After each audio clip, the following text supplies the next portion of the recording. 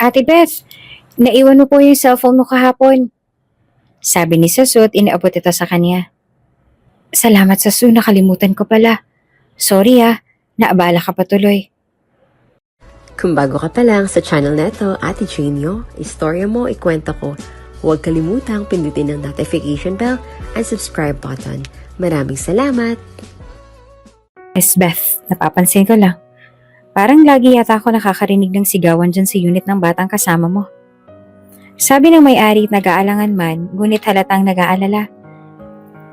Lagi kong naririnig na sinisigawan siya ng babae. Kawawa naman yung bata. Minsan ba nga parang pinubugbog siya? Nagulat si Beth sa narinig. Lalo na't kumpirmado na hindi lang pala siya nakakaramdam ng kakaiba. Hindi lamang pala sigaw kundi posibleng pisikal na pananakit din ang nararanasan ni Sasu. Hindi siya mapalagay sa narinig. At habang iniisip niya ito, bumalik siya sa unit ni Sasu at Grace, daladalang matinding pagdududa na bukod sa sigaw ay mas higit pang masasakit na ginagawa si Beth. Hindi niya na kayang manahimik. Isa pa bilang isang influencer, si Beth ay mahilig mag-video ng mga bagay-bagay na nangyayari sa buhay niya. Meron siyang viewers na nakaabang at gusto niya din na nagvi-video para memory sa mga na-accomplish niya sa buhay at upang makakuha ng patunay kung sakaling may kailangan siyang ipakita. Sa araw na yon, bago maglinis, inilapag niya ang kanyang cellphone sa counter ng kusina habang nakatutok ang kamera sa sala ni Sasu. Wala naman siyang intensyon na mag-record ng personal na bagay, ngunit ginawa niya lang yon bilang isang precaution kung sakali. Alam niya na may mali sa bahay na yon, at kahit papaano ay kailangan niya ng ebidensya. Habang naglilinis si Beth, tahimik lamang si Grace sa sala, na tila walang nangyayaring masama. Ngunit sa paglabas ni Beth ng kondo matapos maglinis, nakalimutan niya ang kanyang cellphone sa counter. Hindi niya agad ito napansin, kaya't nagpatuloy siya sa ibang gawain. Hindi alam na ang cellphone na niiwan ay naging tahimik na saksi sa lahat ng mga susunod na mangyayari. Nang umalis na si Beth, si Sasu naman ay nasa kwarto. Tila tahimik na nakaligtas sa galit ni Grace para sa araw na yon. Pero hindi nagtagal ay muling sumiklab ang init ng ulo ni Grace. Narinig ni Sasu ang malalakas na yapak nito palapit sa kanyang kwarto. Sasu, nasan ka na naman? Ang dami mo nang hindi ginagawa sa bahay na to. Ang tamad-tamad mo. Galit na sigaw ni Grace. Natakot si Sasu ngunit bago pa siya makapagtago, hinila na siya ni Grace palabas ng kwarto. Ang kapal ng mukha mo. Hindi ka ba talaga marunong makinig? Paulit-ulit na lang ako dito. Sabay tulak sa kanya sa pader. Bakit po? Anong bakit po? Hindi porket may tagalinis itong bahay na to, hindi ka nakikilos. Aba Sasu, tandaan mo. Nakaya katang palayasin dito sa isang sumbong ko lang sa tatay mo.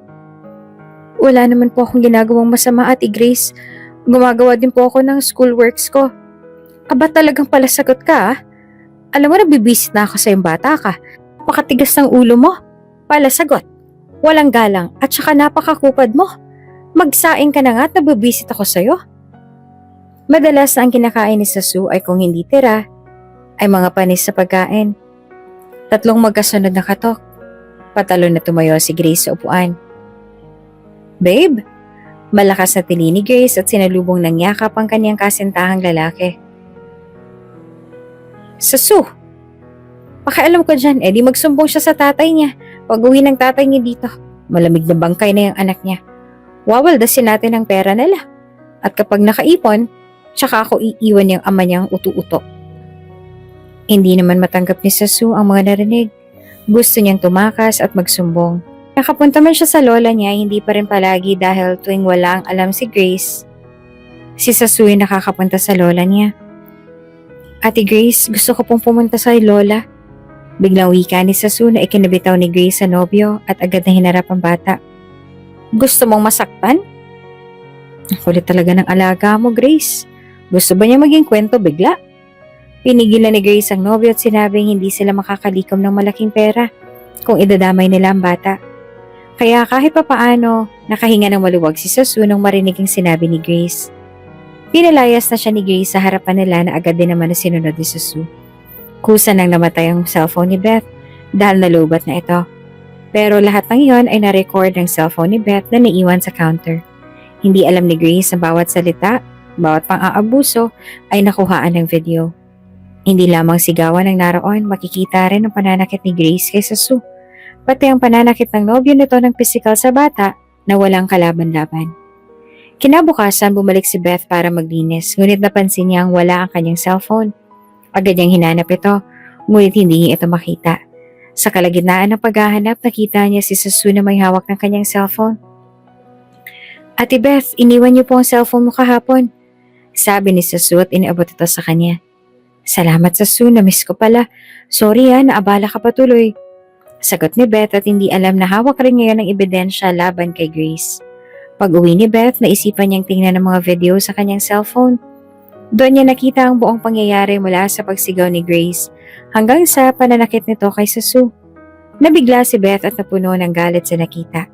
Hindi na siya maaaring magbulag-bulagan. Nang mapanood ni Beth ang video, labis siyang nagulat at kinilabutan. Nakita niya ang buong pang-aabuso ni Grace kay Sue. Ang mga sigaw, insulto, at pisikal na pananakit. Hindi na siya makapaniwala na ganito palang kasama si Grace sa likod ng kanyang mabait na anyo. Agad siyang nagpasyang kumilos. Bilang isang influencer na may malaking following, alam niyang may kapangyarihan siya upang ipakita ang katotohanan. Sa mga unang linggo na tumutulong si Beth sa paglilinis ng kondo nila sa Sue, halos hindi niya napansin ang malalim na kalagayan ng bata.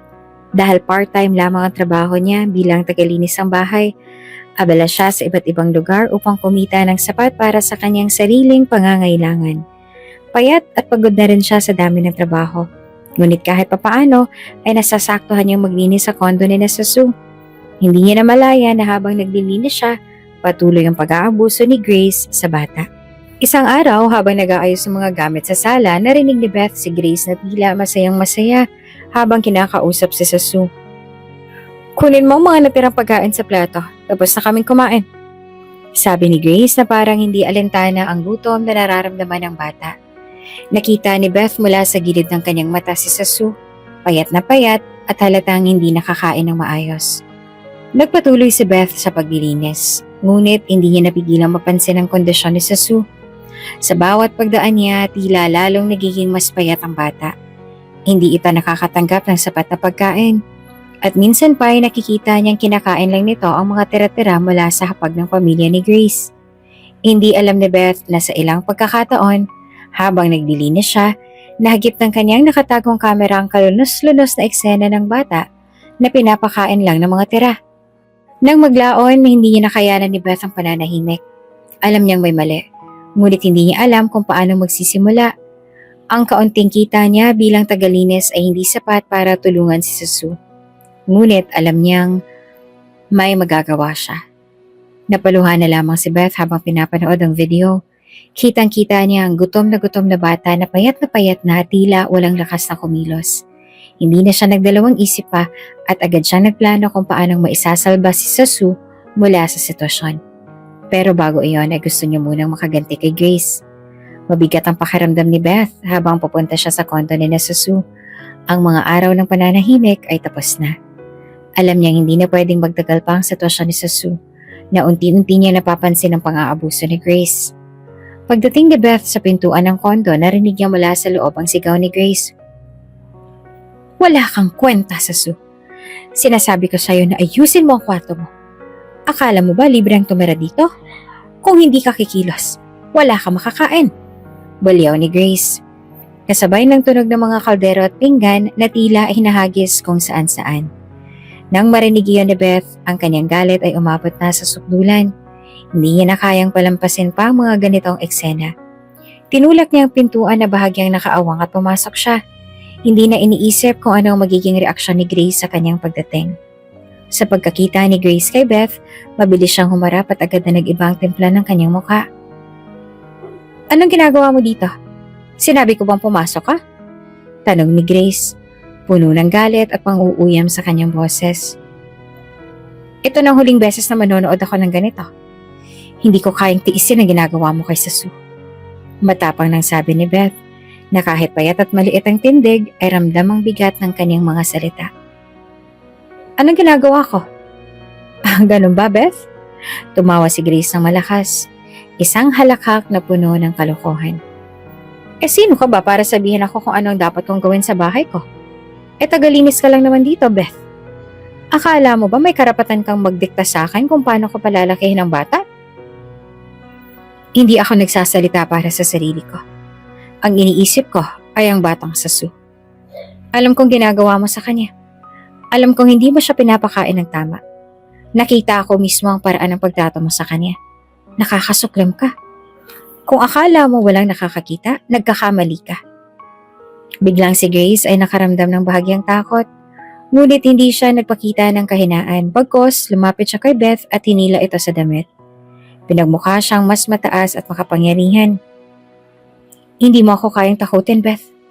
Ako ang may hawak sa lahat dito. At ikaw? Tagalinis ka lang. Wala kang boses dito. Ngunit hindi natitinag si Beth. Bagkus ay sumagot siya at ipinakita kay Grace na hindi siya mapapantayan nito. Oo, tagalinis ako rito. Pero hindi nangangahulugan na wala akong pakialam sa mali. Hindi porket tagalinis lang ako dito ay kaya mo nang abusuhin ang kapangyarihan mo. Sinisira mo ang buhay ni Sue. Bata siya, Grace. Walang kalaban-laban. At hindi ako papayag na magpatuloy ang pang-aabuso mo. Huminga ng malalim si Grace. Sinisikap na itago ang pangangatal ng kanyang boses. Ngunit ramdam ni Beth ang galit na umaalpas mula sa kanya. Alam mo, Beth, trabahante ka lang dito sa bahay ko. Kaya wala kang alam sa tunay na nangyayari dito.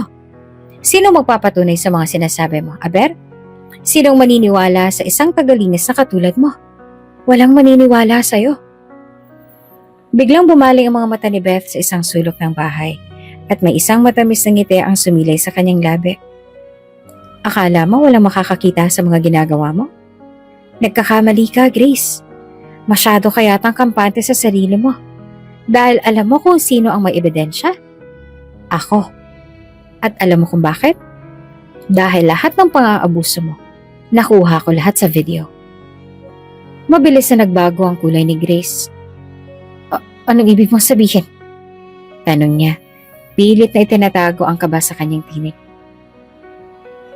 Hindi mo napansin. Pero habang naglilinis ako dito, naiwan ko ang cellphone ko sa counter. Nakuna ng camera ang lahat ng ginawa mo kay Sue. Kung paano mo siyang trinato. Kung paano mo siyang pinahiya at pinahirapan. Lahat, Grace. Kung gusto mo ng ebidensya, ibibigay ko sa'yo. Ngayon, ay halata na ang takot sa mga mata ni Grace. Ngunit hindi siya sumuko. Pwes, ibigay mo ang video na yan sa akin. Burahin mo, Beth. Burahin mo ngayon din. Kung hindi mo magugustuhan ang susunod na mangyayari sa'yo. Ngunit lumapit si Beth. Itinulak ang lahat ng takot sa kanyang dibdib. Walang mangyayari sa akin, Grace. Alam mo kung bakit? Dahil handa akong labanan ka. Hindi lang para sa akin, kundi para kay Sue. Hindi mo kayang kontrolin ang buhay ng lahat ng tao sa paligid mo. Hindi mo kayang kontrolin ang buhay ni Sue at akalaing walang mangyayaring masama sa'yo. Napatigil si Grace, ngunit nagpumiglas pa rin. Akala mo ba may maniniwala sa'yo? Sino ka ba sa buhay ko?